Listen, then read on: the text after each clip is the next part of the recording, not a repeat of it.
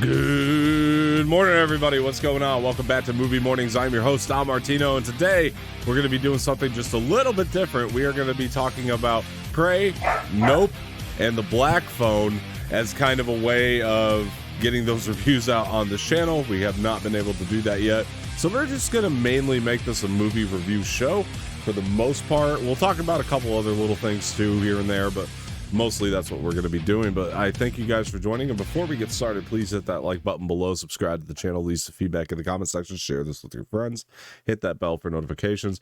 Sitting with me today is Mr. Jose Espinel, Mr. David Tresch. What's going on, guys?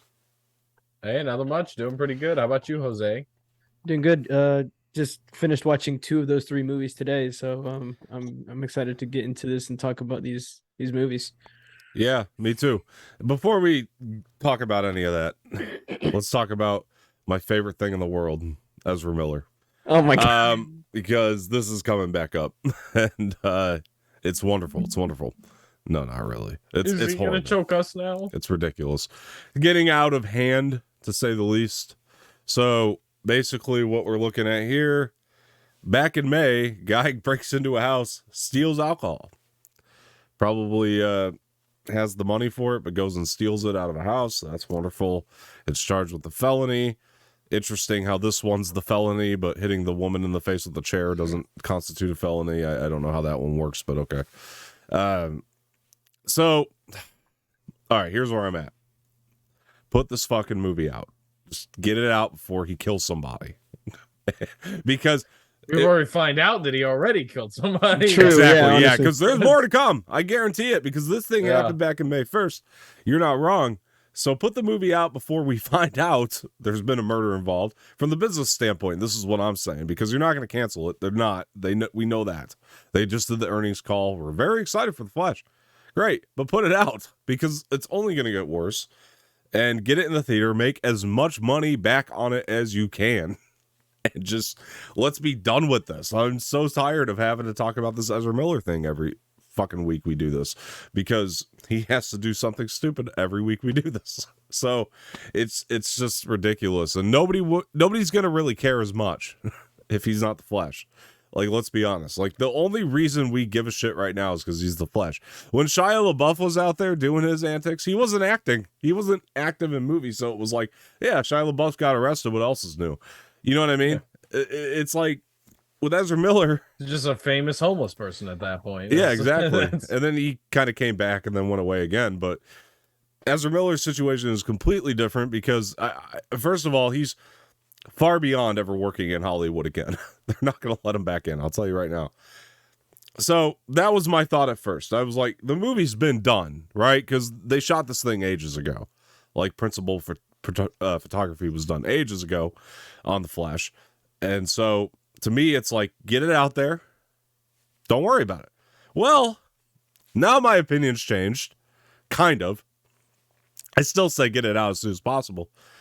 This gets even more crazy when today they broke, or whenever you guys are watching this, recently they broke that Ezra Miller was working on this movie this summer.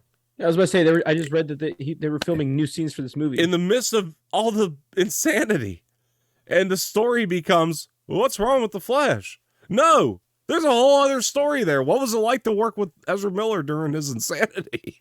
You know, that's what I want to know. I think that's the story we need to focus on.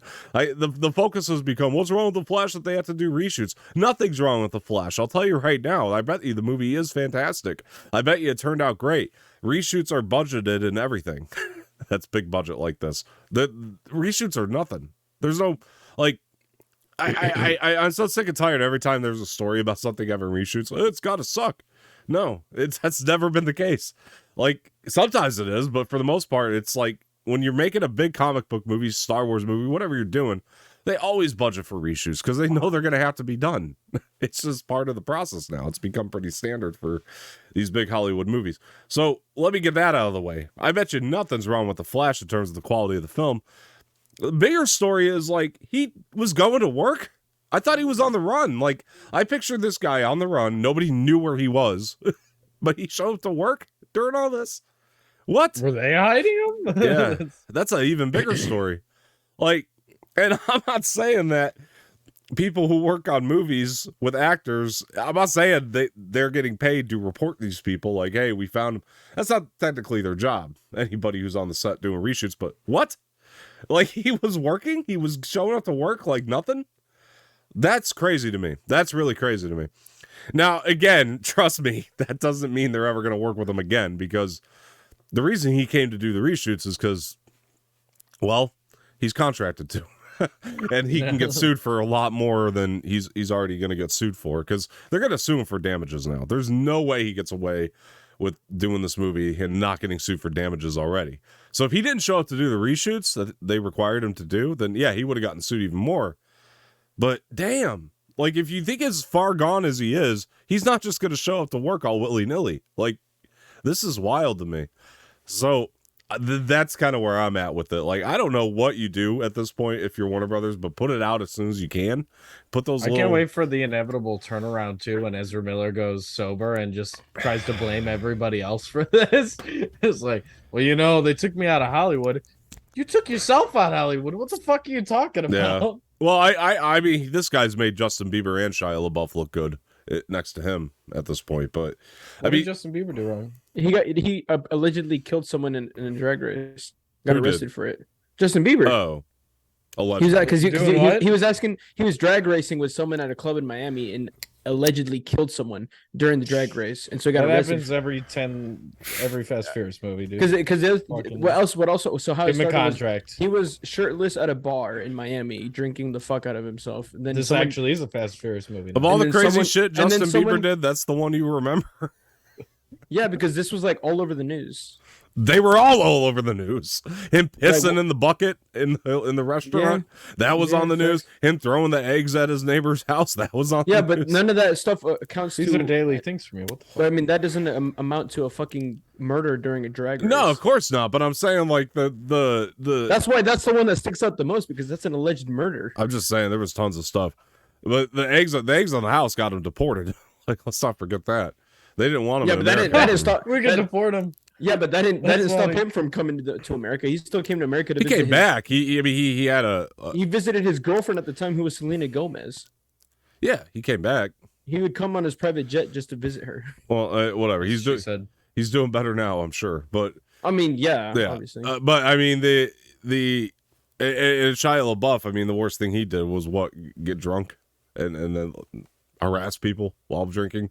Ezra Miller, his level of Shia harassment. LaBeouf got his hands on people pretty good too. It's on camera, but Yeah, he did, but like I'm saying, like Ezra Miller's form of harassment is let's pick up a chair and hit the woman in the face, and let's go to Iceland. Apparently, this is new. Start a cult in an Airbnb, go around and impregnate people successfully. Apparently, from what I understand. I mean, yeah, I also read he was in a relationship with 2 girls while like Yeah. MIA. Right. This is so weird. This story is strange to me, and then he just shows up to work. Like nothing happened. Like he didn't do shit. What? How does that work? I've never heard of anything like this in Hollywood. It's insane. It's really insane. I mean, what, Roman Polanski? Is that like the only other? Like, I can't think of anything. I mean, and Roman Polanski got it off easy because he was a director at a time where nobody cared about who directed a movie. So that you know what I mean. So the only reason that Roman Polanski was a name at all before his antics was because he was dating Sharon Tate, who got murdered. That's the only reason Roman Polanski was a big name. Like he makes some great movies. I mean, he's a shitty dude, but he made some great movies. I'll just say I can't think of another story that's compared to this in Hollywood. We've seen some pretty fucked up shit in Hollywood. This is beyond fucked up. Like at this point, what Ezra Miller's doing, and it baffles me, and it sucks because I spent years screaming about how good of a Flash I thought he was. I mean, because I tried to defend the guy, and this is how he pays me back. Because, like, honestly, I was in the defense Son of of a him as bitch. the Flash, and I'll never take back. I think his performance as the Flash is great. That's nothing to do with this. Honestly, it's just the fact that he really. What about Jose's CW guy? Yeah, fine. Well, But- he's allegedly. I mean, he's allegedly in the cast, so we'll see if he shows up. allegedly. Allegedly. We'll see. Allegedly. Well, I mean, because Ben Affleck's also in the cast allegedly as another different version of Batman. So. Now here's the good thing about the reshoots, though, and this is kind of where I'm at, because I told you guys once all the antics were starting to go down, they're multiversing his ass out of there at the end of this thing. They're gonna bring somebody else in. That's probably what they did in the reshoots. And I mean, now that we know that they were actually able to reshoot with him, that's the good news. They're going to be able to do that seamlessly now. The fact that they got Ezra Miller out there, it's not going to look like a weird edit or something at the end of the movie when he goes out. They're going to be able to do it They're seamlessly. gonna Ant-Man him, where they put him in the time portal, and then he comes out a totally different age and person, and then it's like, this is Flash now. Yeah. It's gonna be Grant Gustin. I doubt it, but we'll see. George Clooney. Yeah. Grant's done. From Well, what yeah, I he has- understand, he wants to be done. He has one last season, Right. And that's it. But no, I've like actually heard he wants to be done. I don't like. I don't blame him. I mean, Yeah. 9 seasons, of Nine, being 9 the years. Flash, That's a good run. That's a good run. 9 years of the Flash. Yeah. And that's a really good run. So. Yeah, then he got canceled, but not Yeah, him. because fuck Warner Bros. No, Warner Brothers. Look, and like let's talk about this. Even let's just dive right in, because I know a lot of people are mad about the Batgirl situation, and Not me. not me either. I agree with you, Dave. And like, I was one of the guys that was like, thank God Leslie Grace is cast as the Batgirl, because I think she's an awesome actress. She was amazing in the Heights. Thank God she was going to be in the Batgirl. But if you put the thing out to, we're not talking about Hollywood critics. They test screened this in front of randos, and nobody liked it. That's not good. And that shows that we have real strong, good leadership at Warner Brothers now. Strong leadership that inherited a couple bullshit problems between Amber Heard and Ezra Miller. But at least he's taking care of business. I mean, To cancel out 70 million, dude, that's He took the hit. First of all, the movie's got to be garbage. it's got to be an for embarrassment 70 million for him down to do the that. drain. Yeah. Dude, they don't even give a fuck with the Flash movie. They're like, we're putting this out no matter what Ezra Miller does. Right. So for them to drop 70 million, that movie has to be so garbage. I'm glad it didn't get made, because I don't want to have some sort of negative image in my head of a lot of the actors that are behind it, including Brendan Fraser's return, of which I am a huge fan. I'm not one of these bandwagons. I love fucking Brendan Fraser since the fucking Mummy, dude, as well as the Mummy Ride, of which he yells at me every single week. But I mean, I don't want his return to be some half-cocked, shitty, down on him type of role. I hope he realizes that the movie got scrapped for creative issues, probably writing issues, the script, the direction of it, and he finds a new film project, hopefully. But I promise you, AT&T owns this. They put it out. I guarantee they would have let it get out there on HBO Max. They probably would have thought it was good, despite people's opinion. They probably would have thought it was their magnum opus. This is the best movie I've ever seen. Ah, It's taking Avatar. Jesus. Yeah, definitely. They definitely would have thought that was the best thing. And this HBO Max nonsense is so stupid to me, too. I got a lot to rant about today. I'm sorry, because like this HBO Max nonsense, this whole Warner Brothers nonsense has just kind of pissed me off this week by people's reactions to some of this shit. Because there was an article that came out. Now, granted, the headline was 70% of the HBO Max staff gets laid off. I get that. That was a stupid headline. I think headlines are dumb most of the time. Read the articles, though, because read this thing. And it makes so much sense, because this is, I'm like, hail to the fucking king with David Zaslav here with this, because when you read the article, it makes sense. You remember when HBO Max came out and nobody knew where the fuck to turn, because you had HBO, you had HBO Now, you had HBO Go, you had HBO Max. Well, apparently, for all of these different services, they hired a whole new staff, AT&T. That's a fucking waste of money. Why would you keep that staff on? So that's what they're doing. They're getting rid of 70% of the staff that's redundant in the first place, if you read this article. And they're consolidating all these things to be on HBO Max. HBO Max ain't going nowhere. It was one of the worst things I've ever read, from as far as fan reactions go. It was terrible because people like flipped out. They were screaming like the sky was falling. And yeah, I don't know. I'm irritated with this whole people are like, oh, Zaslav is a fucking Ezra Miller lover. Blah, blah, blah. No, he's not. He inherited this problem because of what fucking AT&T did. Not talking about it, enabling it. He has an inherited problem on his hands. And I'm so fed up with everybody right now. Laszlo is the manager at McDonald's that just walked in, is getting screamed at by a woman that's like, I didn't even clock in yet. Why are you yelling at me? Right. Everybody's claiming, oh, Zaslav is an Amber Heard lover. He's keeping her in the movie. Nothing like that has ever been said. And we haven't even seen Aquaman 2. We don't know how long she's in the movie. We don't know. I have heard just so much bullshit over this past week, and I'm irritated. I'm frustrated. I gotta let it out. It's been stressing me out. And I haven't had time to come on here and do a show about it. So I'm so happy we're here. It's been pent up in me because Twitter's irritating to me. And you know what's irritating about it is Twitter decides to recommend me tweets and just put it in my notifications based on what I like. No, I like these things. I don't like that they're bitching about these things. I don't like people bitching about the things I like necessarily. I mean, constructive criticism is one thing. If you send me a real constructive tweet, that's an oxymoron right there. Constructive tweet, that's an oxymoron. Because there's no such thing as a constructive tweet. Falls in on itself. Jose is so tired of me ranting over there. He's on his phone. What? He's tired of the rant. He's playing Angry Birds. Yeah, it's all right. What do you think of this? I was looking at headlines. Porn. No, what do you think? No, I was just looking because I saw that the Flash is coming out in 2023. I'm like, bro, why? They pushed release this? Who pushed it? AT&T pushed it. You know what the strategy was? We want to get as far away from the nonsense as possible. Well, the nonsense ain't gonna stop. So put it out. That's the strategy. It's probably gonna get worse.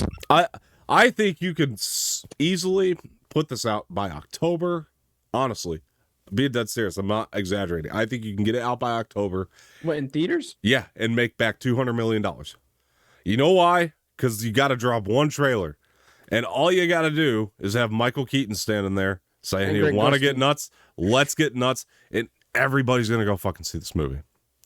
Why isn't that trailer out now? I feel like Grant Gustin could help it. If Grant Gustin's going to be in it, I feel like Grant Gustin can help it too. If he's actually going to be in this movie, he'll help. I feel like anything's going to help. If he's in the trailer, it'll help the movie. Jose, we can put you in the movie, dude. It'll bro. Hell yeah, bro. Put me in that shit.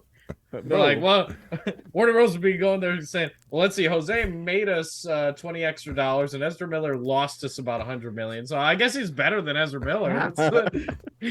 Oh my god! No, if you put Grant Gustin in there, you're gonna make way more than $20. Tommy Lee Jones could be in the movie, penetrating his asshole with a candy cane. It's gonna help this film. There's really no limit to what you. I mean, there's really why aren't you putting these trailers out as new marketing material with less Ezra Miller? Because the last trailer had Ezra Miller all over it. Oh my god, there's so much story here. Honestly, there's so much story because you think about what was it like to work with him in the summertime.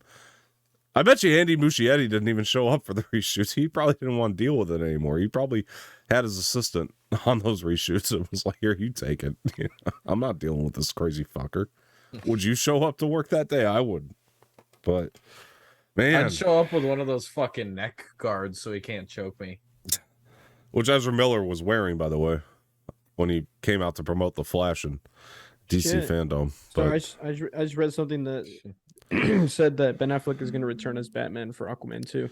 Yeah. Well, that's not confirmed. Well, Deadline just put that out. They did. Yeah. Oh, they just put it out? Yeah. Oh, maybe this is a new thing. Because the last thing we heard was about Momoa putting out the picture with Affleck, which, great, fantastic. Get him in everything. I mean, honestly, put Affleck in everything. Put him in the Mario movie. He'll make $1 billion. Yeah. $1 billion because of Affleck. I'm being facetious because I love Ben Affleck, but when you think about what's the movie that just came out this year? It was Deep Water or something like that. Oh, Deep Water, yeah. It apparently just bombed. Apparently bombed. It's terrible. I still haven't seen it, so he's married to J-Lo now, which is interesting. Yep. I believe it, but I don't believe it. It's like Sasquatch, It's like I want to believe it, but it's like a myth because you think about it, it's actually nuts. Well, first of all, I think Jennifer Lopez is one of the biggest bitches in the world, and like I mean that I've never met her, but I've heard enough, and I mean there's got to be a lot of truth to what I heard because I've heard enough at this point that I think she's. I mean, there's plenty of videos of her just acting like an asshole Yeah. in public, though, to people for no reason. Yeah, I'm just Not like being mean to reporters, like Toby when he's trying to pull out and they're like covering him, and he's like, "I can't fucking see." Like she just walks into Starbucks and is like, oh, yeah. "Bitch, can you ring me up faster?" That's Yeah. fucking... And they put her on every fucking game show on the planet. You know, she's always hosting something anymore. It's weird to me. Oh my God. You know, I gotta give her some chops. That movie Hustlers was great. That was an awesome movie, despite how I feel about her as a person. That movie turned out fantastic. I actually was very surprised. I thought that was going to be like a stripper movie, which it kind of is, but it's not like the Magic Mike stripper movie. Nothing against Magic Mike if you like it, it's just not my thing. But I thought it was going to be more like that, but it actually had like real like is depth. that not the one with Cardi B in it? Yeah, it has Cardi B. Yeah, it's Okay, the one yeah. with Cardi B reenacting her real life criminal acts Yeah. that she performs. Oh my god, I saw a video with her the other And day. next we'll have Bill Cosby in a movie about... No, I'm just kidding. I saw a video with her the other day, Cardi B, and I guess I just never really understood because I just didn't care. But she really is like ruthless, that woman. Like she's nuts. She's not a good person. No. Not a good person. And I know almost any measure. And I know where she lives too. Well, that's scary. Oh, you hear that, Cardi B? We know where you live, motherfucker. I don't want to be responsible. Bro, I don't want to be responsible for her death, so let's not say that. Tom out says loud. he's responsible, bro. No, Tom Martino. I when I used to work at Domino's, one of the people I worked with told me that he delivered to her house once, and told me where it was, and she lives like 13 minutes away from my house. Just because there's a stripper and they happen to be African American does not mean it's Cardi B. No, I think that's racist. He actually I think that's a little bit racist. he saw her and Offset like when he pulled up. Not you. Your friend is a pizza delivery driver. Well, I don't worked work at there anymore. Domino's. It's when I worked at Domino's. Is his name Argyle? No. Was he smoking that shit when he said he saw Cardi B? Was that? First off, he was white. He wasn't black. And he doesn't smoke. All right, where are we at? All right, look, I don't know what you do about the Flash, but I don't know. Everybody comment. Just release it this year. Put it out. please. Get it Yeah. out there. Aquaman 2 also. Just get all the shit you got. Just put it out. I mean, seriously. We're all going to watch it. We're all going to watch it. Peacemaker season 2 now. Yes, so we can please. smooth things over. After Please. Okay. Back to basics. Oh, that was one of the dumbest tweets and so Peacemaker's gone. Everybody flipped out. So there was one smart person in the universe that actually tweeted James Gunn directly about that, and James Gunn answered because he's a good dude like that, I guess. But yeah, and no, Peacemaker's not going anywhere. Just so everybody Yeah, understands. James Gunn basically just gets to do what he wants because he's good at it. And Yeah. he just came out and said he's like, yeah, I like TV shows now, folks. So get ready for that shit. Everybody loves James Gunn. He's the only man that got canceled and came back on the other side of it. Like, honestly, Yeah, right? it happened. Like, that actually fucking happened. Like, wait, you won? You can do that? Johnny Depp now too, but Well, yeah. yeah. Well, did we ever really cancel he Johnny signed? in our hearts? What? How is he uncanceled though? What has he got coming up? He won his projects-wise? court Is there case. anything? Yeah, actually, somebody hired him. I was reading that. Yeah, I know he won the court case, but I was just wondering, like, Well, Yeah, actually- did he get any? Well, Disney roles that we wanted know of? Disney wanted to hire him back, but he said, "Fuck you guys." some really smart independent said film it. company. First of all, 100 alpacas, motherfuckers. a really smart Spanish film company waited till the trial was going on to release this new movie he was in. Apparently, the Spanish movie he did, and apparently it's like his best performance of all time. I haven't watched it, but that's what people are saying. Like, he might actually get an Oscar off this thing. So I don't know. I haven't watched the movie yet, but we'll see. Secondly, I'm not kidding. This is what people are saying. I watched the trailers and it looks pretty damn interesting. And then there was another story about him getting hired after this whole thing again. So I don't know. It was a smaller movie, I think, but not like But he's rebuilding. I mean, that's the point. Like he's kind of rebuilding his whole empire over there, and he's out there touring on concerts, which are doing really well with Jeff Beck. So he's kind of uncanceled, if you ask me. I mean, he's not going to work with Disney right now or anything like that. Well, yeah, I mean they offered him. I see him on the big screen. He's they offered him a bunch of fucking money. He declined it. It's because they offered him assholes. Yeah, I know. They offered him like $300 million to come back, and he said, "Fuck you guys." I don't think he should do a role anymore until it feels right. That's how I feel. That's pretty good. I was gonna say that's pretty good power to have, though. It's not like, here's the thing: 300 million, dude. If he needed 300 million, he'd do it. If he's got the money and the dignity to go say, "Go fuck yourself," I'd rather he do that and come back in something that he loves. Yeah, I think in the Spanish film, if the performance is really as good, like it's like of the Oscar caliber performance that people are saying it is, then be selective about your career, because I think that tanked him last time a little bit. Because not that I can't think. Well, yeah, I can think of a couple things I really didn't like with him. I mean, Mordecai being one. No, nobody liked Mordecai, and he admitted he did that for money. So I mean, fair enough, but nothing against Johnny. He at least he was honest about why he did that movie. But that was flops. That was a shit show. Yeah. He just signed a 7-figure deal with Dior back again after his trial. Of course he did. Why wouldn't they? I mean, those commercials are awesome. I just saw there's an article that released today. He's hot as fuck in those he's gonna be playing. He really is. He's gonna be playing King Louis XV in this movie being filmed in France. Yeah, that's the one. He's playing King Louis. Yeah. So that's got award season written all over it. So my point is like, because he did movies that people didn't like, and this is what irritates me about cancel culture in general, not to open up a can of worms, but because Johnny Depp was in shit that people didn't like, suddenly it was easier for the people that did just kind of write him off to be like, yeah, fuck him, cancel him. You know what I mean? So like that's, to me, like, be selective, man, because that really does come and bite you in the ass, unfortunately, when it comes to the way cancel culture works. If you do shit people don't like, they have no problems canceling you.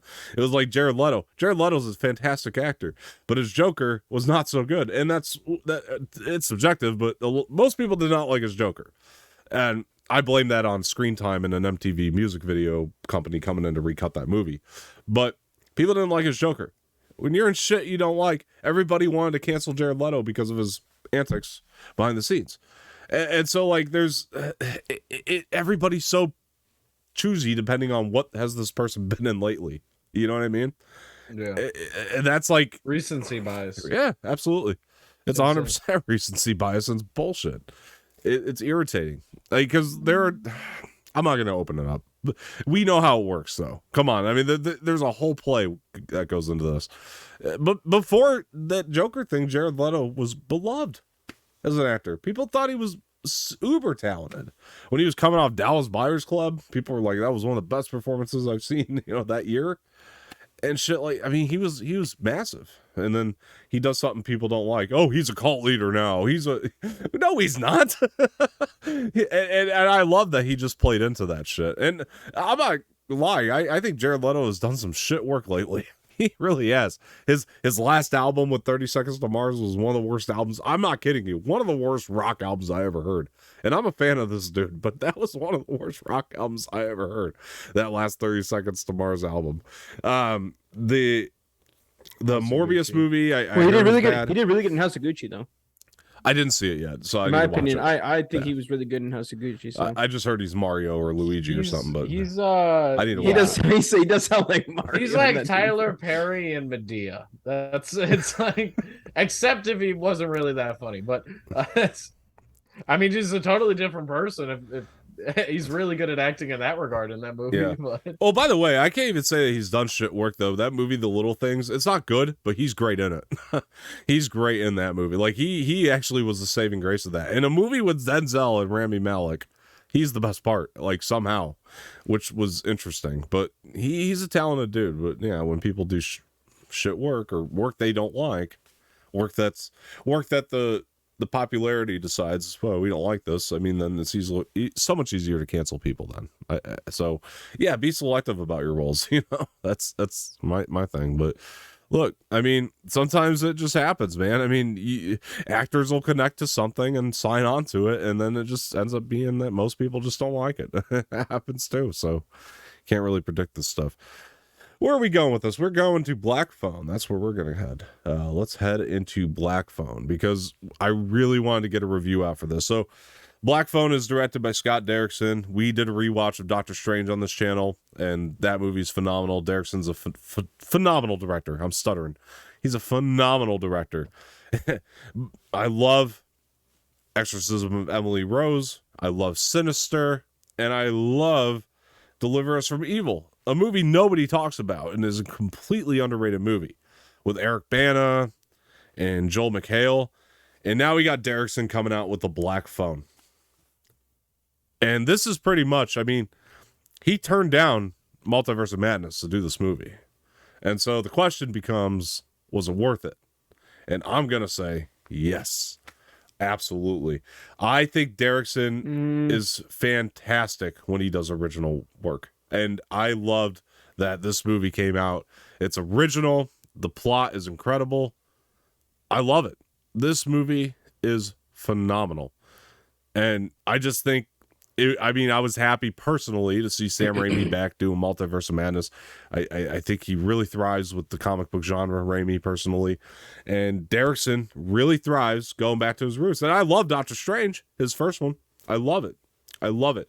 Now, there's a part of me definitely that's curious to see what Derrickson's take on Multiverse of Madness would have been. I don't think it would have been bad. I think I probably would have loved it. Better than what we got. 100%. I disagree. Yeah. I think Multiverse of Madness is in the top 3 MCU movies of all time. So you're on crack cocaine, but okay. It's phenomenal. It's phenomenal. Jose, you fucking agreed with me on the spoiler review. I got receipts, motherfucker. After rewatching it again and again, I have a lot of queries with that movie, but that's for a different day. All right. Well, I disagree. I've seen it about 10 times now. Still my favorite. Give it a week. He doesn't like The Last Jedi. Still one of my favorites. Oh my god. No, that one, no, never. All right, fair enough. Anyway, so I'm just saying you can change your mind, but I got receipts. But you look, man. Either way, Derrickson did a great job on this movie. This is a great original piece, and this is my take, and you guys can give your take. I think Ethan Hawke is just at the top of the world right now. I think he is one of the best actors working today. I've said this since the Before trilogy, which is a lie because I only watched that recently. But if I had seen the Before trilogy, no, honestly, you didn't see that before. You saw that now. Right, exactly. If I had seen that Before trilogy back then, though, trust me, I probably would have been saying that. Like, I probably would have been screaming to the heavens, why isn't this guy getting hired more? Because that Richard Linklater Before trilogy, along with the performances of Ethan Hawke, I still contend are his best of all time. Like, Ethan Hawke's best performances still today, till this day. But I also love him in Sinister. Been on fire. Sinister was awesome with Derrickson, so I was happy to see them team back up with a completely different role too, which just shows the diversity of Ethan Hawke. Because this year alone, he's done Moon Knight. He was the villain. He was in The Northman as the father, which I need to see. But yes, and I hear he's good. I hear he's good. Him and who is it? The Green Goblin. William Dafoe. Yeah, William Dafoe. Thank you. Him and William Dafoe. Short-lived performances, fucking outstanding. And now in Black Phone, fucking outstanding. He's been on an absolute fire this year, and he deserves every bit of it. Yeah.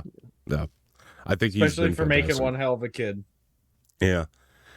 Not to make this about Ethan Hawke, but I mean, Training Day. I mean, come on, the guy, Dead Poet Society. His career just goes on and on, and I just feel like now it's either a rebirth or it's just like he's in such mainstream projects now that he's kind of getting the attention he deserves. Although I wouldn't say Northman, even though it was a studio film, is a mainstream project, so to speak. But like with Moon Knight, like it's like suddenly people care after Moon Knight all of a sudden about Ethan Hawke's career. Well, yeah, because he was amazing he was, yeah, absolutely. Yeah. And he always, regardless if it's an indie film, mainstream project, he gives the same amount of dedication, and it's incredible. I mean, also his daughter in Stranger Things. I mean, Maya Hawke is killing it there. So the guy's just he's squirting his juices all over the industry.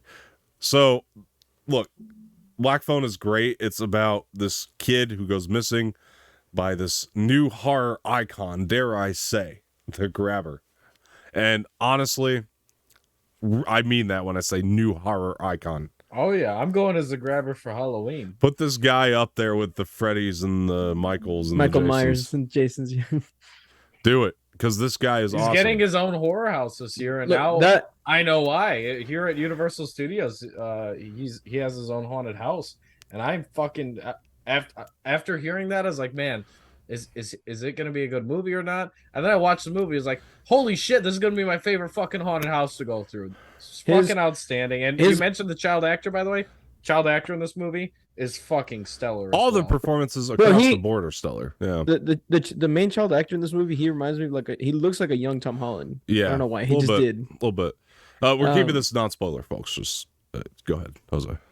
Yeah, no, I was gonna Just say wanted that to point Ethan Hawke's character, his mask is gonna be sold like crazy now. Like His masks, plural, because he's got Masks, multiple. yeah, 'cause it's multiple- yeah. interchangeable, bro. They're also cool too, by the way. I mean, all the masks in the movie are his cool. and those masks are gonna be sold like crazy now for Halloween. It's Yeah. gonna be crazy. Yeah. There are three things, and again, we're going to keep this non-spoiler, but you guys will know what I'm talking about. There are three things in particular that are set up in this movie throughout the film. And by the time you get to the end, you kind of question what was the point of those three things that were set up, having to do with the black phone in particular.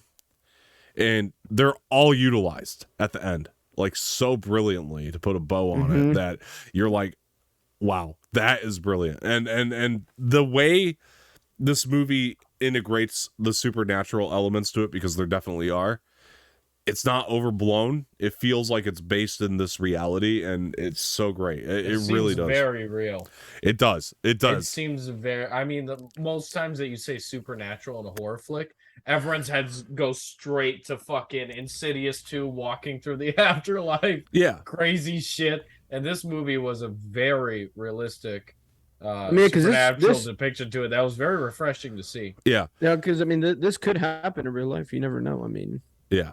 it really Honestly, could. yeah, that's what I Yeah. was thinking too. Yeah.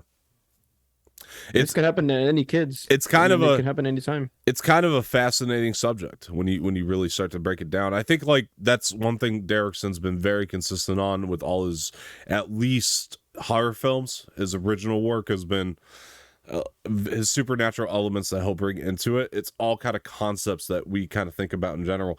I even look at his first Doctor Strange movie, right? Like, and it does definitely show the contrast and difference between him and Raimi in style, because Raimi's Strange movie, the supernatural elements, they're all over the place. And that's Raimi's style. It always kind of has been. They're just very kind of out there and open. And I think Raimi does well with that for the most part. But that's his Strange movie. That's how he did it. And Derrickson's kind of style was like, let's talk about this multiverse concept and things of that nature. Like it's all very grounded in reality. It's a very different type of movie.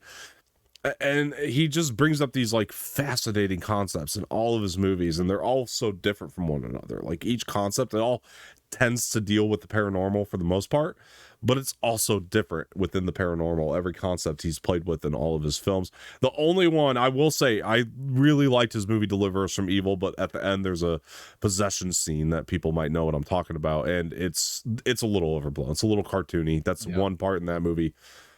All of his other work, he's kept so very grounded in terms of his bringing in supernatural elements or things of that nature. Like sure, and you get to the end of Strange, it's a comic book movie, so you kind of accept it. And that one, when Strange is kind of seeing Dormammu, it's a little bit maybe overblown, but for the most part, like I said, like you're still watching. You're listening to the concepts that are being thrown at you in Doctor Strange. We were talking about this in the rewatch. It's fascinating stuff because it's all stuff that we kind of connect to reality in a way, you know, because we're kind of, we think about these things like, is there a parallel universe, you know, in our real reality or things of that nature, which is where Doctor Strange draws his powers from. Anyway, point being, I think this movie is, man, if I grade it on numbers, I give it a 9 out of 10. If I grade it on numbers, it's really that good. But you know, I'm just gonna give it a must go because that's where I'm at with it. But what else does anybody have to add to this black phone conversation? I will say that for this one, again, this is spoiler free. Yeah, I'm gonna say some stuff that won't sound like it's spoiler free, but it is. Child actor in this was extraordinarily competent, and the whole story behind it was extremely relatable. It was very real. The way that it was shot, I mean, I've heard many people say this, and I'd agree with it. You could probably convince someone that this was actually filmed back in the 70s. I know, Like, it's you can true. actually probably convince 100%. someone, like, dude, you want to catch this old movie with me? Like, you don't show them like an HD quality version of this movie, they'll believe it, dude, for real. Yeah.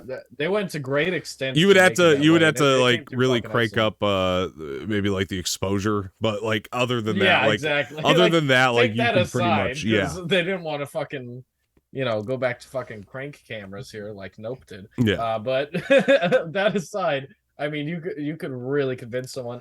And furthermore, I mean, the story was great. The relation to the main character, it has solved one of my biggest pet peeves, which Star Wars exploits a lot, and I'm glad that mainstream movies are starting to get away with it, which is an extraordinarily competent main character.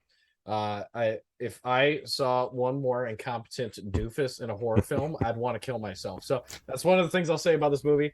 The kid is extremely competent. Obviously, like Dom said, the whole movie is about him being taken by the grabber, and the whole way through, obviously there's always quarrels here and there, and kind of mental stops where you may not know if you can make it out, but this kid don't fuck around, and you will find yourself cheering when you go see this movie. In fact, I cheered at one point, and I didn't do it out loud, but I like jolted in my seat, and I hit the lady next to me, and I had to apologize because I was so fucking excited. I think I know the moment because I had a little jolt in my seat too when I watched it. Oh, dude, I was about to pump my fist in the air like it was a UFC Conor McGregor fight. I was like, come on, motherfucker, get up! It was absolutely excellent. Ethan Hawke, I mean, plays into the psychopath in this movie. He is extraordinarily scary. He You is. never know I what's think going to so. come out of him next. He's almost trusting at times, and then very flip on a coin the opposite way. And like I said, competent characters in this movie. The main character's sister is very competent, and also the police in charge of this investigation are, for the most part, pretty damn competent and good at their jobs. So all around, I had nothing to complain about. As I always look into things, plot and character wise, there was no plot holes, no character holes that I could find with this. It was pretty damn airtight. I give it a must go and a 10 out of 10. Yeah. I'm better than Dom. Without giving away something, there's one more thing I want to mention because I think this guy is incredibly underrated and underused in movies. James Ransone. And without giving away his entire role, let's just say he plays a cokehead in this movie. Yes, and he does one hell of a fucking job. That guy is awesome. He was he's most known for working with Derrickson in Sinister too. He was Deputy So-and-so in that film where he worked alongside Hawk. And I love him in this movie. He is just unbelievably great. I loved him in It Chapter 2 also. I thought he did great work there, but that guy, put him in more movies, man. He's so good every time. Great, he was funnier than hell in this. Yeah, he's always funny, man. And he was a perfect drawback from the suspense of like everything that was going on. To see him was just like this fucking guy, dude. And Sinister 2, by the way, is not a good movie, but I was entertained just watching James Ransone throughout that because they made him the main character of that one. The movie's not good. Derrickson had no involvement in that, but James Ransone, watching him be the main character, the lead character, was a great lead in that movie. Without a doubt, he was still good. And so, yeah, that guy just needs to be used more. Anyway, Jose, what else did you have to add to Black Phone? Because you just saw this now, as opposed to Dave and I saw it a while back. I mean, I'll say that there was two scenes in this movie that gave me jump scares. I'll say that. The first one was the worst because I like almost shit my pants. Like it hit me out of nowhere. It scared me so much. I started looking around. I had to pause the movie and start looking around because I was scared as shit. Yeah. But overall, overall, I loved it. It wasn't as scary as I thought it was going to be. It's not one of those that has like jump scares every like 3 minutes. It was more suspense than anything, and I really enjoyed Ethan Hawke's performance in this. He was amazing, probably one of my favorite performances from him so far. I want to see him in more stuff like this. Honestly, I think he just fits that role so well. Not really many complaints about this movie. I loved the movie in general as a whole, so I'd also give it a must go and a 10 out of 10. It's not, and obviously this channel knows I fucking hate horror films, but this was one of those that I just actually enjoyed watching. So yeah, absolutely. If I could leave with one last thought that Sure. I just remembered, by the way, of one small thing that I loved about the movie, and it's a lot about a lot of the child actors in this movie and capturing the 70s, which is these kids don't fuck around, man. They don't. Yeah. Kids these days are fucking. I hate to break it to you. If you're a kid and you're watching this, you're probably weak as hell, bro. Kids in the '70s didn't fuck around, and I like that they showed that in this movie. Like Kids you nowadays are try to steal a pussies. kid in the '70s, bro. You might get a little bit fucked up. Watch out. All right. Facts. Well, there you have it. Oh, this is another great example of Jason Blum as a producer going into his pocket, grabbing some change, calling up his buddy Scott Derrickson. Hey, Scott, you have an idea for a movie? I got some quarters here. Let's make it. Because you don't need these big budgets, man, to make these excellent films. And this is just another great example of that. So I love seeing it. I love that. I'm not saying everything Blumhouse has done has been great, but they do a great job at making movies for not a lot of money, and they always make returns on them. And this movie made its budget back within no time. So it's just fantastic to see. It doesn't take a lot of people to go see it just for it to make its money back. This is how Hollywood needs to start operating, because honestly, especially when you look at the losses in the pandemic, like Hollywood really does need to start operating in this way where you got to figure out how to make more for less, and I mean, they're the budget for this movie was 18 million, and they've already made 100 million. Yeah, so that's what I'm saying, man. It's like, it's amazing. I can't imagine what it's doing on VOD right now too, now that it's out there. So you're making incredible returns on these really low budget movies, at least in comparison to this $200 million Flash movie that's about to happen. You just don't need it. You can make real excellent work. Just get down, get grounded, and I think that's going to be the opposite of what we're about to talk about in this next film, which is obviously done on a much bigger scale in terms of the budget. So let's talk about this. Jordan Peele's a guy I love, right? And I think he's a great director. I think his comedy was great. I loved Key and Peele. They've done so many great sketches. And the guy has figured out how to make a career making these hour-and-a-half Twilight Zone episodes, honestly, or 2-hour Twilight Zone episodes, if you will, with his films. Like, honestly, you could tell that he's always just kind of been inspired by that sort of vibe of the Twilight Zone, and he actually produces the new Twilight Zone show that's out there, and apparently does a pretty decent job with it. I haven't watched it all. The episodes I've seen, I've liked. So you can always see his inspiration. I love that about Jordan Peele. I thought Get Out was... It's one of the best horror films of the last decade, easily. It's really good. It's masterfully done, and it was something new, and it was so fun to watch. And his second film, his follow-up, Us, I liked it. I thought it was really good. Not as good as Get Out, but really, really good. And I think that the guy just really knows his way around a camera. Well, Nope is coming out. We have no idea what it's about, but everybody's going to go see it because it's Jordan Peele. And that's just kind of how this guy's learned to market himself, which I really enjoy about him. He doesn't give too much away. And so what is the deal with Nope? Well, I'm going to say it this way. It's a flying saucer movie. I'm not going to call it an alien movie. And that's without giving anything away. Now, to preface the review, I am a massive UFO nut like myself. Like, I am so fascinated by the concept of UFOs. And so we knew there was going to be a flying saucer in this movie before going in. That was one thing the trailers told us. We didn't know if it was going to be the main point or what, but we just knew there was going to be a flying saucer in this movie. And look, I got to say, did I like it as much as Black Phone? No, but I really like this movie. I thought it was awesome. And let me tell you, this is, to me, a lot of a return to form for Jordan Peele, because I think he really took the best of both worlds of what he did in Us and what he did in Get Out, and now he's meshed the style and has just kind of come out with this, what I would call a juggernaut. Go ahead. What?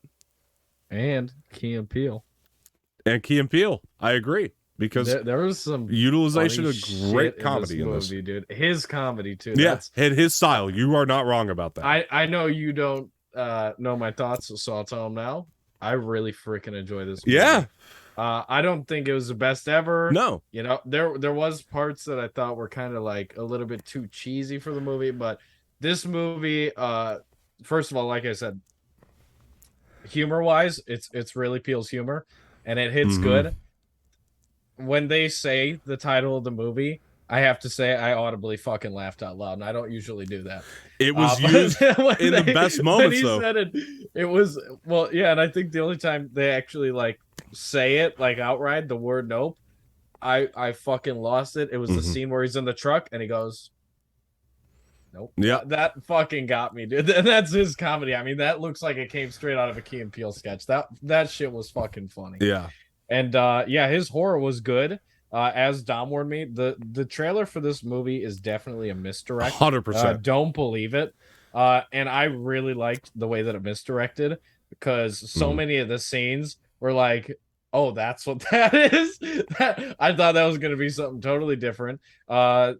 Stephen Yeun, I probably said his name wrong. Stephen Yeun. Stephen Yeun. Yeah, I think you got it. Stephen Yeun. Yeah, I think yeah, so. I think I got it. Did great in this movie for the time he's there. Yeah. Yeah, for the time which he's is there, less he than I did thought great. it was going to be, but I'm not too pissed about it because I did like the way it was used. Yeah. I'm not gonna lie, I thought he would be in it less than he was. So he definitely was a main character, but when he was there, he was great. And more importantly, without spoiling anything again, but speaking to you here, there's a storyline with Stephen Yeun, his early career in Hollywood, and that is something that I did not expect to be in the movie. And it was so fucking real. Yeah. And it was very satisfying because you get to actually see quite disturbing if you happens. ask me. It's very disturbing. Yeah. More disturbing that's than why you I think. liked it. Yeah. It's here's what we'll say without spoiling it. It's an event that takes place. Yes. A horrific event. And it's talked about and alluded to throughout much of the movie. And you keep thinking, damn, like in the back of your brain, that's not something you want to see, but at the same time, I want to see that. Yeah. You're like, I want to see what the fuck happened. Because they don't really say what it is. They elaborate to, a horrific event. And then when you get to see it, it was so fucking good, that scene, and horrific. Keep in mind, like when you go see this, don't think I thought it was fun or I was laughing. It's not fun. It was fucked up. Yeah. But it was something that's like, holy shit. It was done so well. It's hard to even put into words. It was just done so fucking well. And at the end of it, I almost like felt like, holy shit, they could have done a whole movie around that fucking part. Like just around that scene that they slide in there. It was excellent. And it's one of the things I enjoyed about it that I think Peele tries to put in movies here and there is it's a very relatable event in terms of it's this huge, horrific, awful event that was actually somewhat public. But at the same time, like, a lot of people you can tell don't really know about it. It needs to be explained. And that happens in the real world. And they even reference one in that scene of two famous people in Las Vegas in a horrific event that happened with them. And it's funny because it's like if you were to just tell people about a lot of these horrific events, they wouldn't believe you. If I just went up in public and told someone about the event in this movie and it actually happened in this world, they wouldn't fucking believe it. But it is a fucking horrific event that happened. And this movie put that into actual visual, and it was pretty fucking horrifying. Absolutely. I know everybody's going to look for a ticket now like Jose just was on his phone. But look, I think that something that I could say about this movie that I just really, really loved was definitely just the fact that the concept itself, and it kind of goes into what you were saying anyway here, Dave. It's predicated on reality, like things that have actually happened. And now, without giving it away, the government did release UFO videos, and that is actually mentioned in this movie, like something that happened in our real life, and it's kind of used to expound upon the overall plot of it. And so when that happens, or when you kind of see it all kind of come together, and much like Black Phone, this is kind of stuff that we could see being real. Like, at least to me, like I could see this stuff being very, very real. And I think that's part of why this plot really stuck with me and actually kind of freaked me out at the end of the day, because I'm still thinking about this like concept of the concept of the fly saucer without giving it away. I'm still thinking about that and wondering if that is the case. But and I will say one more thing is like it does. One of the things I appreciate is the movie helps you feel small when you walk out. In terms of like, it's good to have a movie like Top Gun Maverick where you walk out and you're like, dude, I wish someone would fuck with me on the road. I'll fucking pull a maneuver on them. But fucking, it's also good to have a movie where you walk out and you're like, Yeah, Yeah. I'm just a human in the universe. I'm an ant. Yeah. I'm an ant. And that's not like War of the Worlds either, which is something I really want to credit to this movie. Not like War of the Worlds, you know, no offense to you, Tom Cruise. I Yeah. just gave you one up. I got to give you one down, but that's not like War of the Worlds. Like again, a very realistic take on like, oh shit, yeah, that's just something that can happen like just right now. Yeah. Go walk outside and that's going to happen to me. Yeah, I mean, anytime it's like a really cloudy, gloomy day around here, I get a little, you know, Yeah, because of this movie. Yeah, duck. absolutely. But look, and the other thing I'll say, I wanted to talk about that side plot just a little bit without giving any of it away. But something that really impressed me about that is the way he executed that. It was very Tarantino-esque the way he did that, the way he kind of sets it up, right? But then he kind of like goes back to it, like, and it's like back in the past. The way that it transitioned to it was very Tarantino-esque, which I really dug. Yeah, and that's what helps you also keep pondering. Like, dude, I want to fucking see it. Like I don't. This is awful, but yeah, are they gonna show me? Like I gotta know, you know, like it's on your mind the whole time because the imagery that's shown of the side plot in the very beginning of the movie, it sticks with you throughout the entirety of it. It's that disturbing and horrific. So you're just kind of like, I need to see what happened. Snippet it drops you. Yeah. Just the little second snippets it drops you is like, yeah, shit, man, what the fuck? And it plays in a parallel with the full plot too, so it's there for a good reason, I guess. And it's kind of like it plays under the part. It all kind of plays into. There's a lot of study of the human psyche, I think, going on in this movie, like for sure. And Peele really plays with that really well. And recent Academy Award winner Daniel Kaluuya is phenomenal in this movie, but even more than him, Keke Palmer is so good as his sister. Like they are so good in this movie together. Yeah, and like you said, the humorous moments, they do play very organically, that you just love it. There's somebody in this movie I feel like there's almost two misdirects just on their characters. Yeah, that's just how they depict them in the trailer too. It's something that I found funny because once I watched them in the movie, it's like I fucking love them in the movie. I thought like in the trailer, I was like, how the fuck am I supposed to like a movie with these two people co-starring in it? They acted so good. They seemed, you know, miserable. One seemed miserable. One made them seem like they would make you miserable. And in the movie, they came off so fucking great, and their relationship was great in it too. There's a character in this movie too, by the way, for our filmmaking friends, who the character he's playing is the character of a cinematographer. I got to be very careful how I state this, but he's great. That's all I'm gonna say.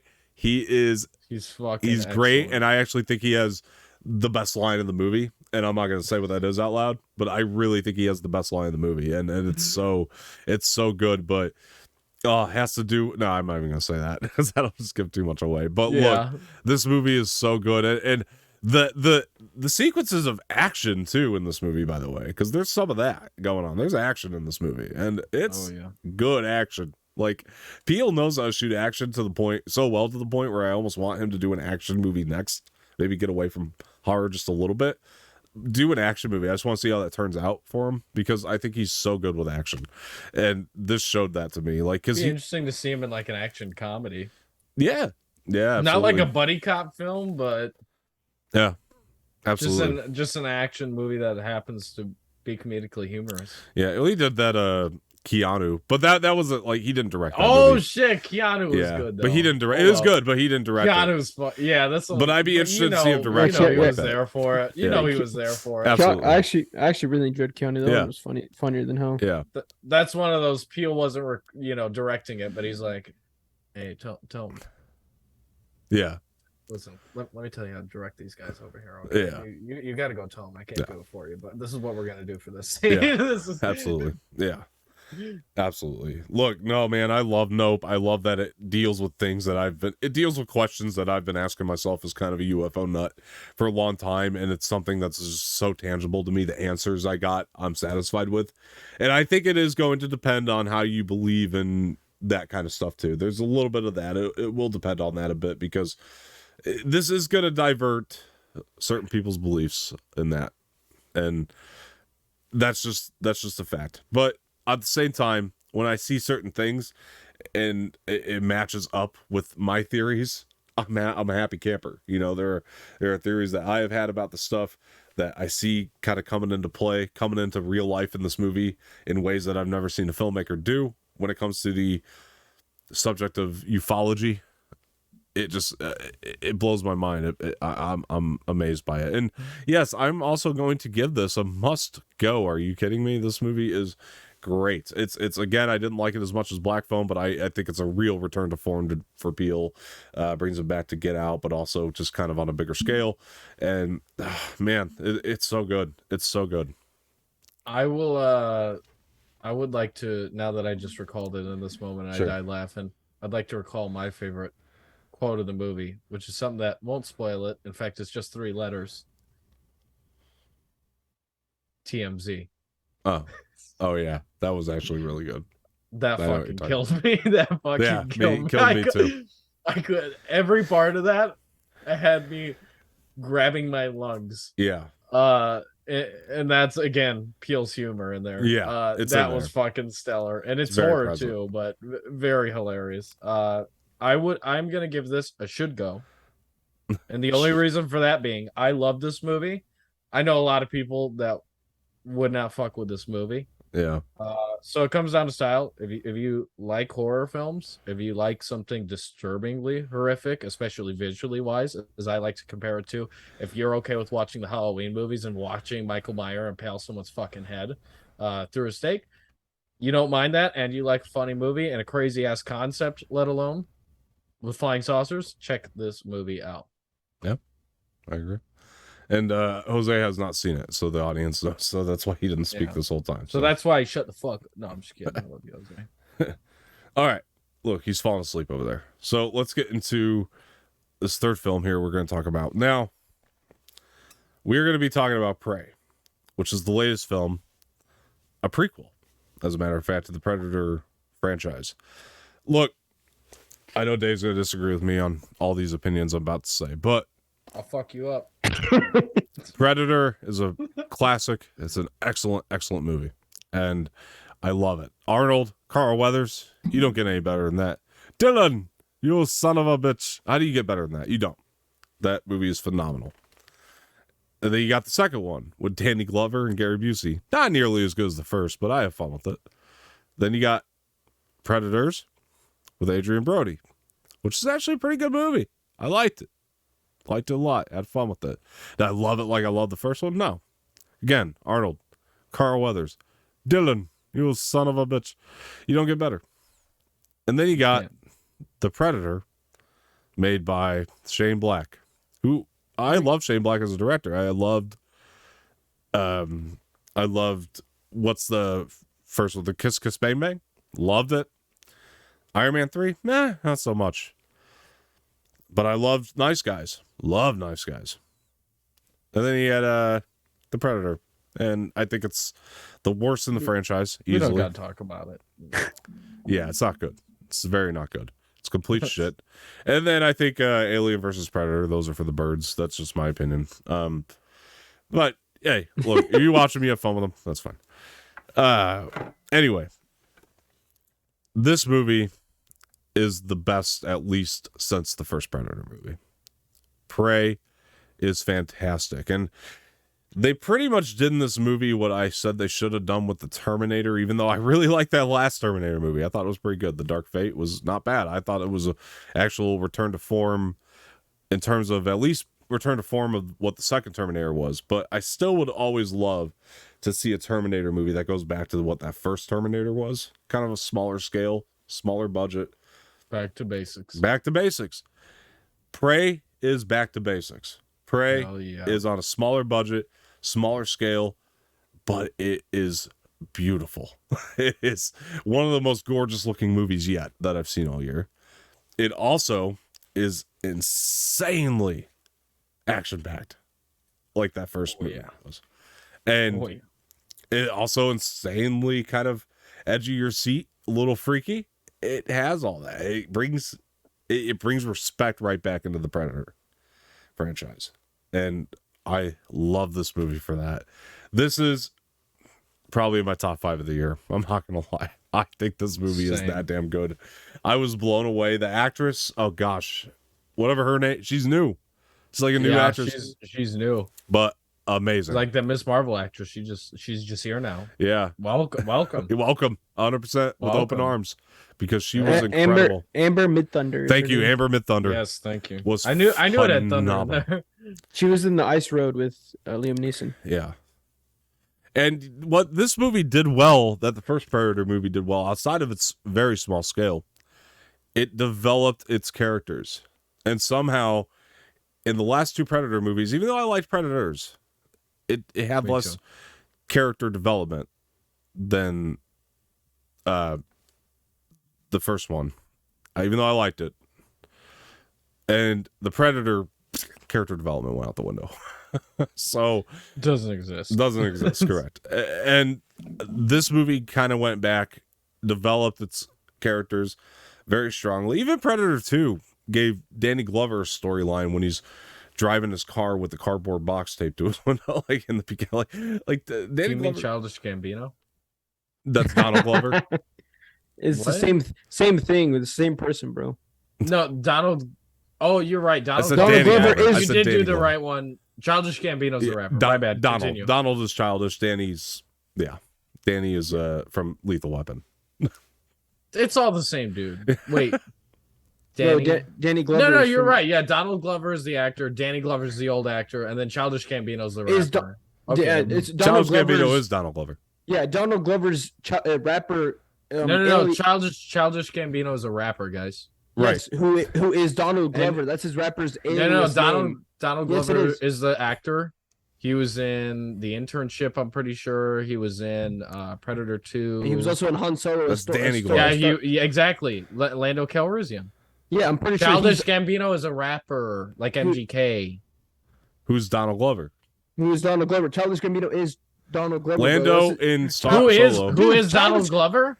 Donald I Glover's- just told you, Donald Glover's a fucking actor. He's Childish doing his Gambino thing. is his- I'm this done fucker with it. He's doing the thing. Shut up. So Danny Glover, dickhead. Predator 2. I'm about to leave. I'm about to leave right the fuck now, bro. So Okay, I ain't Danny, gonna give you. You know what? I ain't gonna give you my opinions on this movie. Fuck you.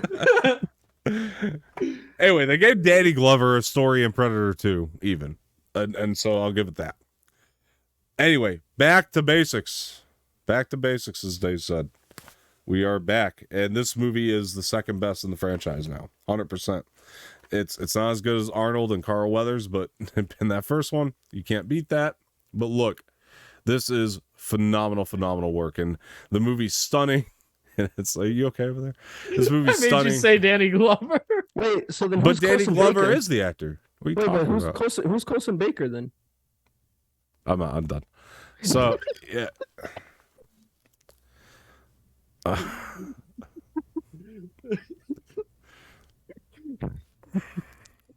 They're gonna be in their own movie one day, like Abbott and Costello. They're making their own little Who's on First, and All Yeah. three of them.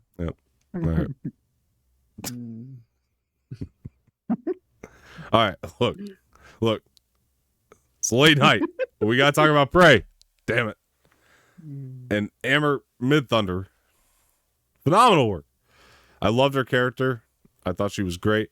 The whole thing with the lion in the beginning was awesome. I loved everything that they used. If I had one little complaint, maybe the CGI on the lion itself could have been better. But look, low budget movie, you know. Yeah, And- 68 million. I don't know. What was the budget for this movie? I don't think know. they've Look it up. announced Look it up. It's $10 not bucks. not as big as usual. $10. that. $10. Nice. And you know what? It's too bad they didn't put this in theaters, because the fact that it went straight to Hulu, because I'm not saying it would have been successful, because the Predator tarnished this franchise. But I'll tell you what, if there's a sequel to Prey, it's going to theaters because this movie's just blowing up right now. Yeah. And shit. it's genuinely fantastic. And the suspense, 60 million. edge of your seat. 16 million? 16? Like 1.6? 60 or 16? Oh, sorry. No. I misspoke. That article is wrong. Okay. All right. Bad so source, guys. you're good. It might have been around 16. Who knows? It looks good. it's a good looking movie. You could tell it's back to the smaller budget, back to the smaller scale.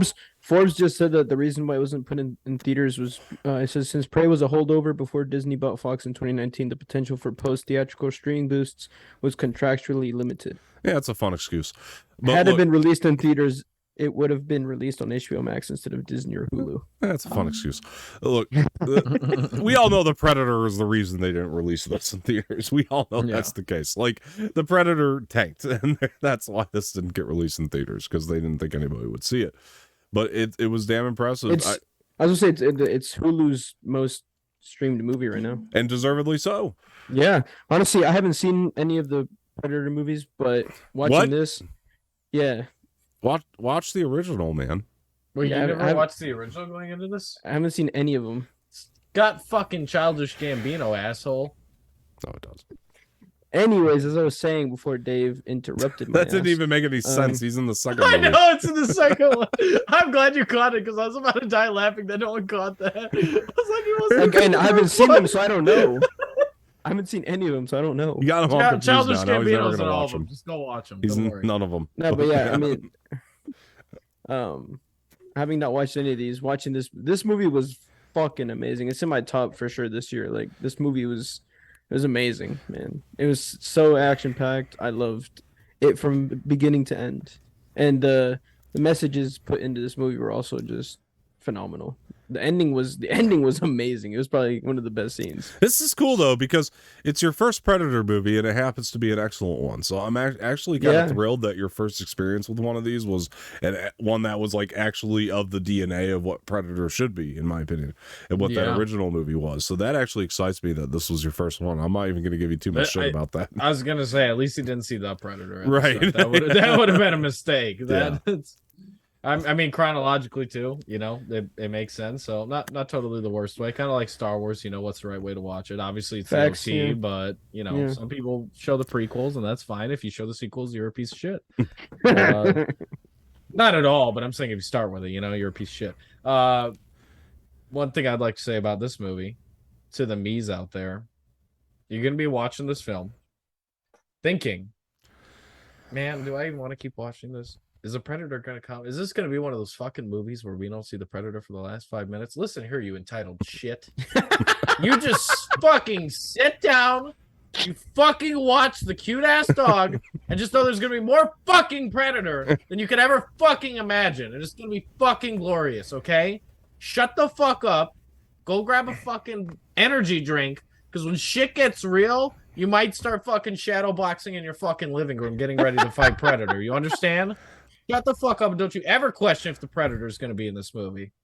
But again, sorry, I had to straighten that out. You're fine. No, but again, it's actually a good point I want to jump off of it, though, because you watch the original, the Predator didn't show it for a long time, but they used the time to develop the characters, made them actually memorable, and when you get the payoff, it works because they took that time, and it's the same thing with this one. By the time we got to the end with Amber Midthunder, phenomenal stuff, because I cared so much about her. Like, I wanted to see what happened, and thank God it took the time and didn't have the Predator the whole time in there. I mean, and they had a subplot with the lion in there, which was still entertaining as hell, you know, and same kind of with the, I mean, they're in the military in the first movie doing a whole different mission outside of the Predator, and the Predator just happens to become a part of it. I like that the Predator is he just happens to be there in this other situation that had nothing to do with the Predator. That's why the first one was so successful in its execution. Yeah. And just like the original, the whole concept of these are some of the best of the best with the Comanche hunters. These are the best hunters out there, and they feel that way. And now they're finding out that that's not the fucking case really fucking quick. Just like the original, they are in an immediate situation where they think and know that they're the top dogs, just to find out, holy fuck, we're not. And I think that's where a lot of the action kills it in this movie. And I forgot about the first one being like that. And that is that with the Predator, you forget how much fucking action you can pack when it's shot and edited well. Yes, I agree. How much fucking action you can pack at the end of that film, which is what got me worried. Is I haven't seen, most of the action films I've seen lately are things like Ambulance, where it's like a non-stop high fucking tension, just kind of inches you up. Well, that's just Michael Bay for you, honestly.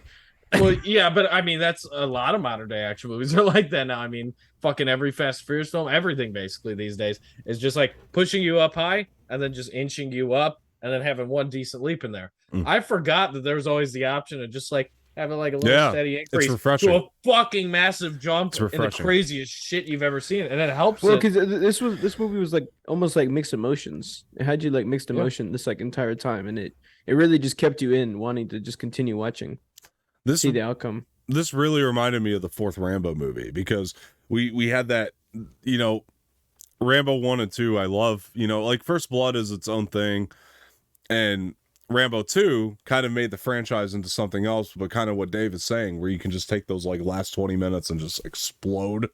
Like that's Rambo 2, and that became the franchise. Well, then 3 took a departure from that in a lot of ways, and Rambo 3 didn't turn out all that great. Rambo 4 came out. Oh, it was this like return to form, you know what I mean? And done on the small scale, and the kills were done phenomenally. Not as good as this movie, don't get me wrong. This movie is actually high art compared to Rambo 4, but but I still love Rambo 4 for the reason that it kept the route of, you know, it kind of, you know, stayed pretty steady with the storyline, and at the end just exploded, right? And then Rambo 5 did the same thing, but this reminded me of that in a lot of ways. Stylistically, it kind of took some pages from that Rambo 4 movie, in my opinion. The kills were just so good. It was brutal, and it just exploded with the action at the end of it. And it was, I think this movie is what Predator fans go to see. You know what I mean? Like, it's not fan service, don't get me wrong, but it is the movie that Predator fans want to see. Like, if you are a Predator fan, this is the movie you should want to see. And they just really knew that, I think, going in. And I think that the reason it works and the reason it doesn't come off as like fan service, so to speak, like, I like that third Predators movie, the third Predator movie, the one that's called Predators. But to me, that's like trying to be fan service. A lot of it. You know what I mean? I think that they're trying to appeal to the fans. This doesn't feel like it's trying, because I really feel like the creators are just making the Predator movie that they would have wanted to see. It's a lot of the same thing I talk about with Mandalorian. I think John and Dave make the Star Wars that they just want to see. And that's why it works. And it just comes off natural. They're not throwing in fan service for fan service sake. You know what I mean? So it comes They're off respectful to the franchise itself, and in doing so, they can make their own story without fucking up. right. Yeah. And this did that, you know, though, of course, like I would have loved to have heard the original Predator score in this, you know, like, of course that would have been awesome, but they didn't like just come up with that out of the gate, you know, or something like that. It genuinely just like wanted to be its own movie too, you know, but also just, it did things with the kills are just so phenomenal in this. Like I could nerd out all day about how great these kills were in this movie. Like the kill shots are just so good, and we actually got to see the Predator do things we haven't seen the Predator do before, He did stuff.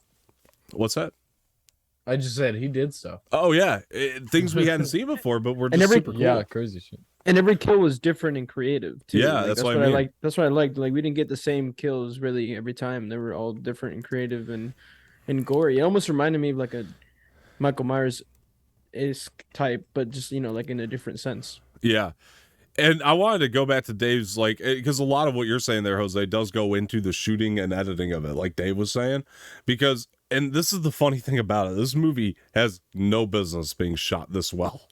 You could have done a movie with the same plot and like not have shot it as well, going back to Rambo 4, because it's not shot as well. It's a great movie, but it's not shot nearly as well as this. If you don't shoot it as well, I'm still going to be like, I really like that Predator movie. But because it was shot as well as it was and had no business being done that well, it just makes it high art all of a sudden. And it's wonderful, man. It really is. And they did a great job with this. I really had a fantastic time. And what a fucking surprise this was, honestly. Like, now I'll admit, like when Dave showed us that trailer, I was like, oh shit, you know, like I'm interested now because the trailer looked great, you know. So I was definitely more interested at that point when we all sat down and watched that trailer together.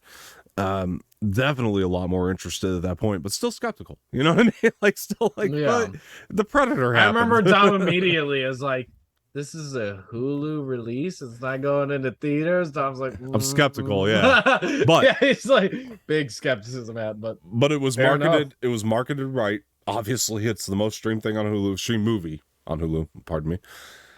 So it was marketed right. everything that was in the trailers, you got the product you were being sold. You know what I mean? Like the pitch was in the trailer, and honestly, they delivered on that tenfold. So I'm super stoked that this thing is in existence. It got me interested in wanting to watch it. And I watched it, and man, I'm glad I did because this shit was amazing. It was. Yeah. Dude, wait until you see AVP. Alien versus Predator. Oh. Yeah. The first one of which is a very enjoyable and entertaining movie, but I had fun with it. Dom fucking hates his life, so he's gonna take it out on AVP. Oh, come on, Requiem. The Predator's a good guy. Predator's a good guy. That's all I can say. All right. Well, look, that's something that should be discovered. Yeah. In this world, we're all just humans, except for. Dom, you say Requiem was bad. The AVP Requiem is awful. Yeah. No, I'm gonna agree with you on that. I'll at least say I had fun with the first AVP. I definitely had. Oh yeah, I had fun with it. I mean, AVP was fun. You got the fight. You know, it's there. Yeah. It delivers on that. I mean, I'm not gonna take that away from it. It's one of those things. It's like AVP's not gonna be better than Aliens. It's not gonna be better than Predator.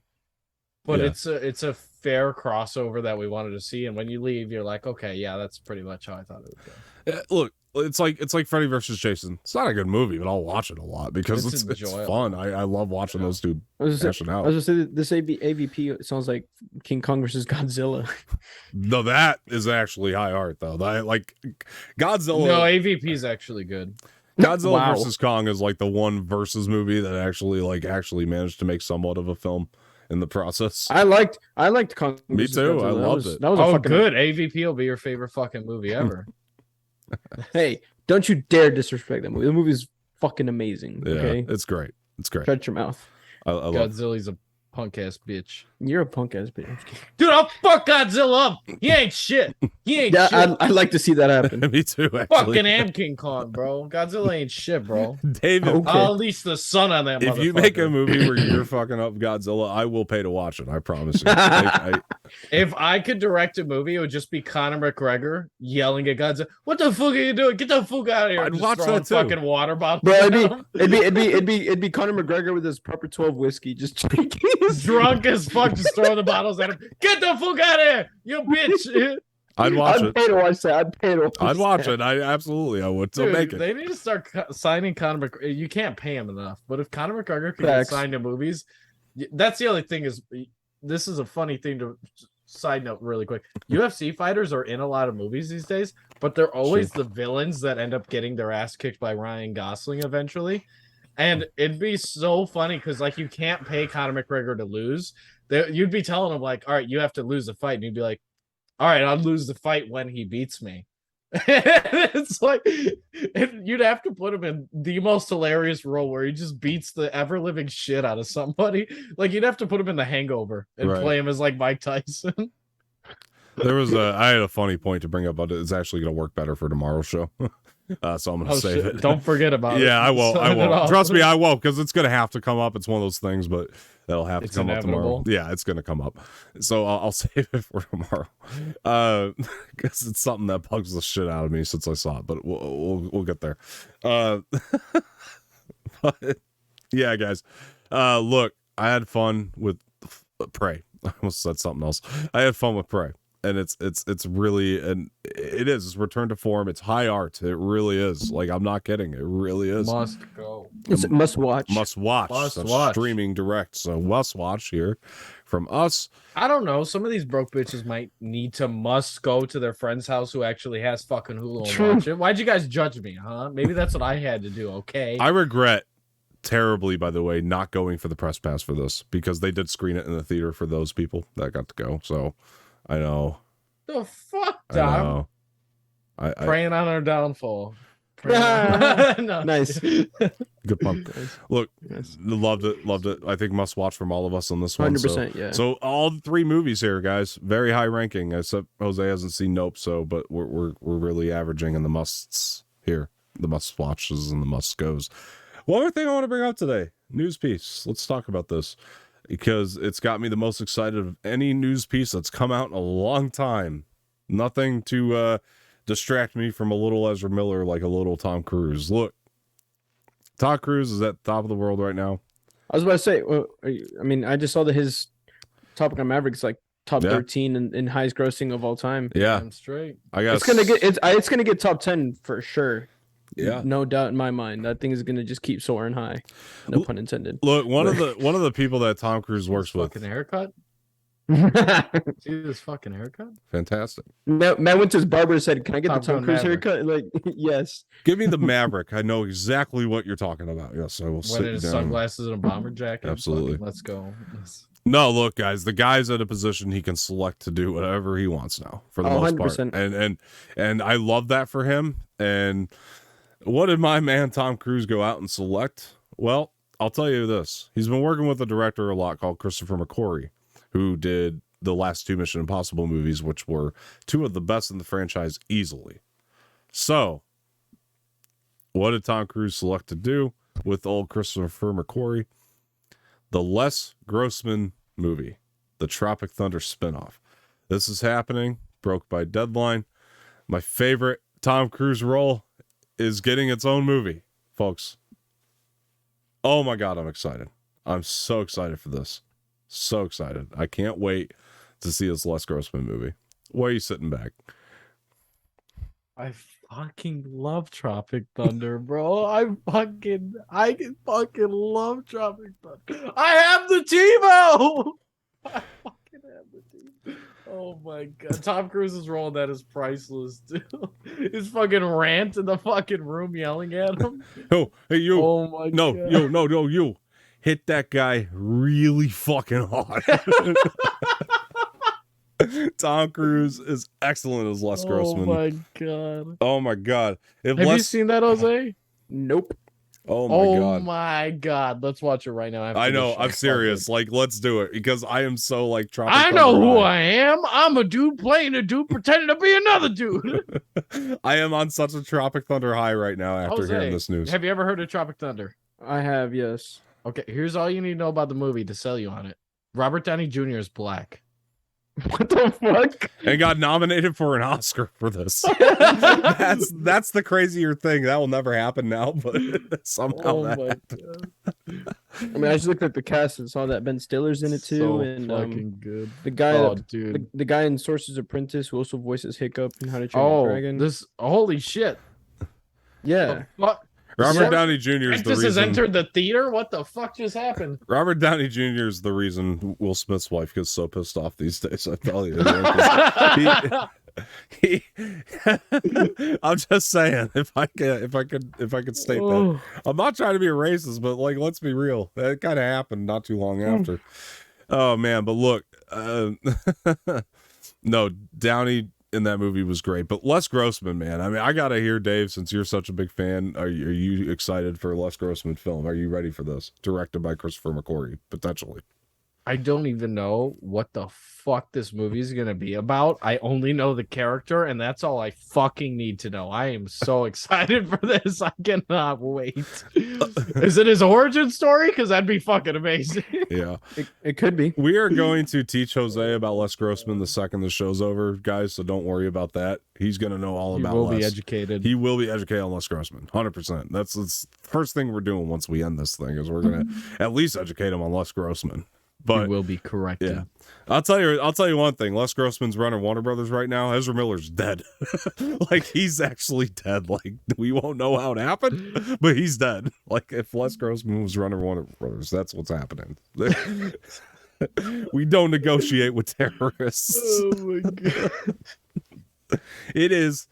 I just love that you reminded me of that quote. Hit that guy in the face really fucking hard. Who's the DP? You? No, you. You. I love that. I love that shit. Hey, I got the TiVo. I got the TiVo. And McConaughey does his like great dance, his McConaughey's so iconic dance. fucking Oh my God, that movie is just, it's a treasure, man. It's a treasure.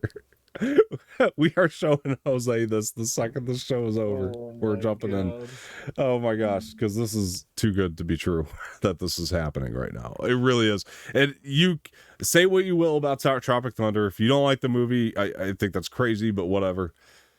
You cannot deny that it is Tom Cruise's best performance. Like, It is the furthest thing from real Tom Cruise possible that it is completely his best performance. It's one of the best parts of the movie. Tom Cruise and Robert Downey Jr. are two of the biggest names, and you're like, that's fucking Tom Cruise? That's Robert Downey Jr.? I know. It's unreal. Movie's incredible. I'm a little sad that Ben Stiller won't be coming back to direct, but hey, it's all good. It's all good. McQuarrie's a good choice if he's really going to be doing this, as they say. Tom Cruise wants to do it with McQuarrie. If McQuarrie does it, he's also a phenomenal director. I'll trust anything he does here. So super excited. Look, guys, that's going to wrap it up. Mostly because we got to educate Jose on Tropic Thunder and Les Grossman here. But we are going to wrap the show up. I want to thank everybody for joining today. Honestly, it's been a lot of fun. Jose and Dave, where can people find you? Let's start with Jose. He hasn't talked for a minute. You guys can find me at Type 1 Latino, all lowercase, all together, no socials. And I've started streaming on Twitch, so check me out. Where? What do you mean? On Twitch, twitch.tv/Type 1 Latino. There you go. Thank you. All right. Dave, go ahead. He's nowhere on Twitch. All right, so we're gonna get.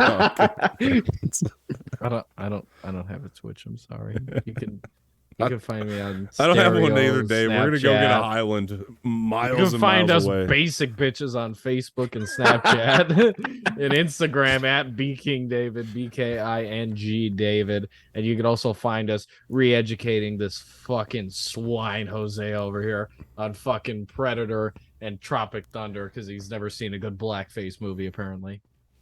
Only one that we could say is good. Only one. Only one I know of. Yeah.